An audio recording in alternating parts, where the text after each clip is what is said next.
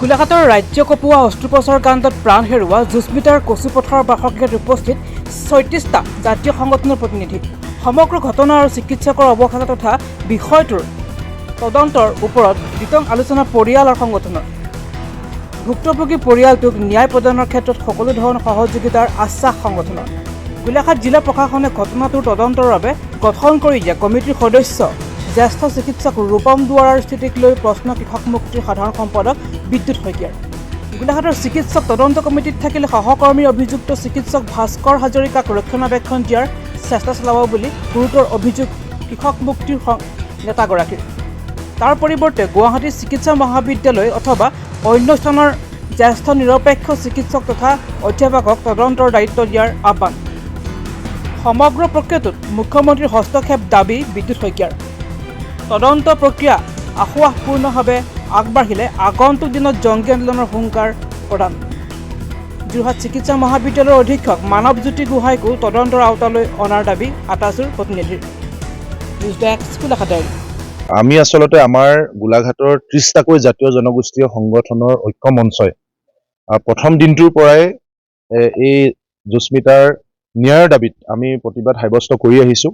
কিন্তু ব্যক্তিগতভাৱে মই নিজে শিৱসাগৰৰ জলপ্ৰলয়ত ব্যস্ত হৈ থকাৰ কাৰণে আজিৰ দিনটোত আমি ইয়ালৈ আহিছোঁ। জুস্মিতাৰ পৰিয়ালৰ লগত কথা পাতি আমাৰ গাৰ নোম শিয়ৰি উঠিছে। যি ধৰণে কথা বতৰাবিলাক চৰ্চা হৈ আছে তাতকৈ অতি ভয়ানক, অতি ভয়ংকৰ আছিল এই ডক্টৰৰ গাফিলতি বা ডক্টৰৰ ভুল। যিগৰাকী অতি বিতৰ্কিত ডক্টৰ ভাস্কৰ জ্যোতি হাজৰিকা, তেখেতে কেনেকৈ গুৱাহাটী মেডিকেল কলেজ হস্পিটেলত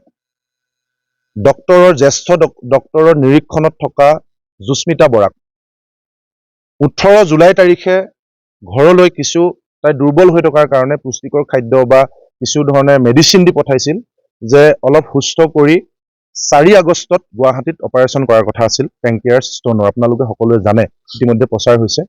সেই জুস্মিতা যেতিয়া হঠাৎ 18 তাৰিখে গুৱাহাটীৰ পৰা অহাৰ পাছত হঠাৎ যেতিয়া অসুস্থ হৈ পৰিলত 23 তাৰিখে যেতিয়া ভাস্কৰ হাজৰিকাৰ কথা মতে গুৱাহাটীৰ HGM চিকিৎসালয়ত ভৰ্তি কৰাব লগা হ'ল, ক্ষমা কৰিব গোলাঘাটৰ, যিহেতু গুৱাহাটীৰ ট্ৰিটমেণ্ট চলি আছিল, তেওঁৰ ঘৰ গোলাঘাটত, গতিকে হঠাৎ অসুস্থ হৈ যোৱাৰ কাৰণে কাষতে থকা গোলাঘাটৰ যিকেইখন হস্পিটেল তালৈ নিব লগা হ'ল। আৰু তাতকৈ একেবাৰে কাষত থকা তেল গৰমত চেম্বাৰত বহি থকা ভাস্কৰ হাজৰিকা নামৰ ডক্টৰজনৰ উপদেশত আৰু তেওঁৱে অপাৰেশ্যন কৰিম বুলি তাত যেতিয়া কৈছিলে আৰু সেই HGM চিকিৎসালয়ত ভৰ্তি কৰাৰ পাছত তেখেতক সকলো কথা প্ৰথম দিনটোৰ পৰা জনাই অহা হৈছিল যে পেংক্ৰিয়াছত ষ্টন হৈছে আৰু এইটো এটা জটিল ৰোগ, গতিকে আপুনি পাৰিব জানো।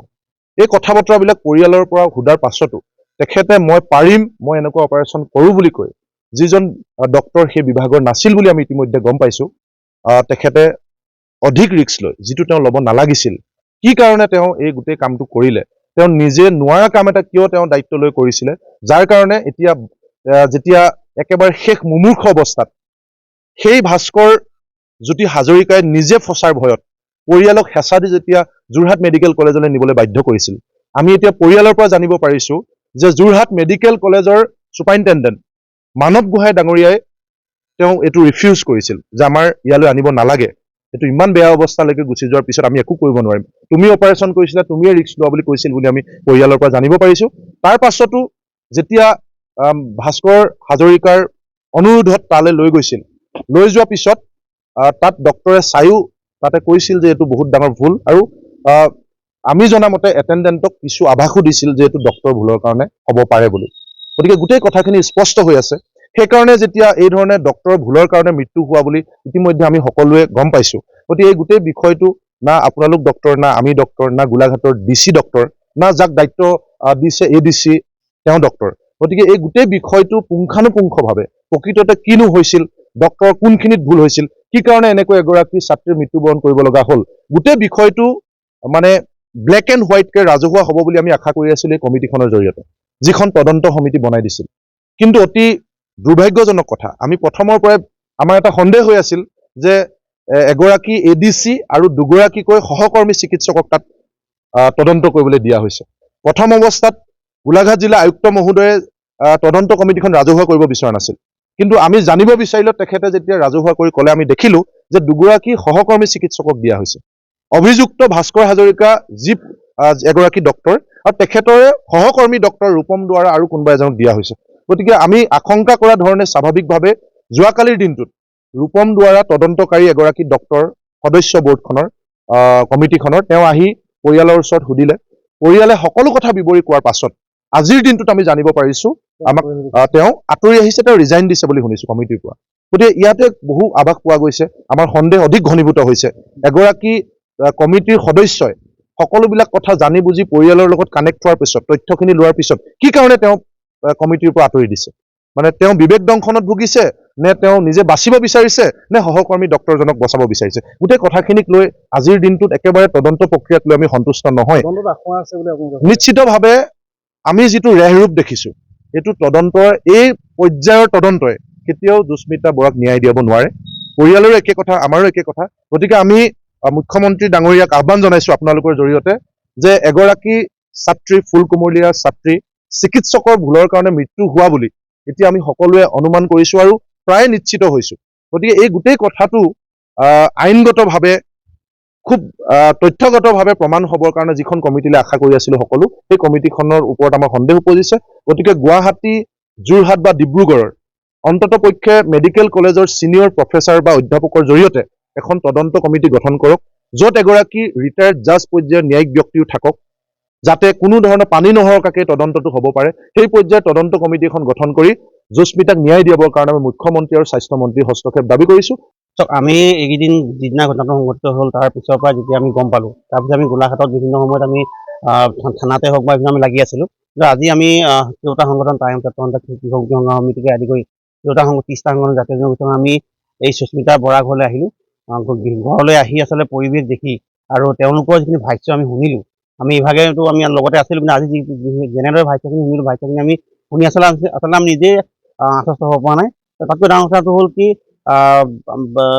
এতিয়া যিটো আপোনাৰ তদন্ত নামত এখন কমিটি বনাই দিছে, কমিটিখনৰ আমি ভেকু ভাওনা দেখিছোঁ। ইয়াত কোনোবা এজনে এতিয়া ৰিজাইন দিব লৈছে। এতিয়া কথা হ'ল কি, তদন্ত প্ৰক্ৰিয়াটো উচ্চস্তৰীয় হ'ব লাগিব, 1 নম্বৰ। 2 নম্বৰতে ইয়াৰ যিসকল ডক্টৰ, নাৰ্ছ, আপোনাৰ HDM নাৰ্ছিং হোমত তাৰ যি ষ্টাফ আছিলে, সেই ষ্টাফক তদন্ত আঁতৰলৈ আনিব লাগিব। আজি যোৰহাটত যিকেইজন ডক্টৰৰ লগত এই মানে কথা পাতি তেওঁ ইয়াৰ পৰা গোলাঘাটৰ পৰা পঠাইছিলে, সেই ডক্টৰকেইজনকো তদন্ত আঁতৰলৈ আনিব লাগিব। মানৱ গোহাঁই চুপাৰিনটেণ্ডেণ্ট তেওঁক তদন্ত আঁতৰলৈ আনিব লাগিব। কাৰণ তেওঁক যেতিয়া ইয়াৰ পৰা পঠাই দিয়া হ'ল, তেওঁ কিছুমান কথা কৈছে যে তোমাৰ পেচেণ্ট ইয়ালৈ কিয় আনিছা, এই কথাবিলাক আমি শুনিছোঁ ইয়াত। সেইকাৰণে আমি কৈছোঁ যে তেওঁকো তদন্ত আঁতৰলৈ আনিব লাগিব। আজি গুৱাহাটীত নিশ্চয় গুৱাহাটীৰ যিজন ডক্টৰ আছে তেওঁলোকো তদন্ত আঁতৰলৈ আনিছে। তেতিয়াহে আচলতে উচিত যিটো আমাৰ ন্যায় সেইটো আমি পাম। কাৰণ ডক্টৰৰ যিখিনি খেলি মেলি আছে বা ডক্টৰৰ যিখিনি কথা আছে, ইয়াত আমি সকলো কথা নাজানো, ডক্টৰৰ যিখিনি কথা আছে বা ব্যৱস্থা আছে, সেই ব্যৱস্থাখিনি আমাৰ বিসংগতি আছে। সেই বিসংগতি ডক্টৰ আমাৰ ভাস্কৰ হাজৰিকাৰ যিখিনি বিসংগতি, এই বিসংগতিখিনি তেতিয়াহে ওলাই পৰিব। আৰু এটা কথা যে গোলাঘাট বুলিয়ে নহয়, যে অসমৰ আৰু এইটো এনেকুৱা এটা ঘটনা দুবাৰ নহয়। কাৰণ দেখিব আপোনালোকে বিভিন্ন আজিৰ দিনটোত এটাকৈ ডক্টৰৰ গাফিলতিৰ কাৰণে আচলতে আমাৰ বিভিন্ন সময়ত আমাৰ মানুহ মৰি আছে।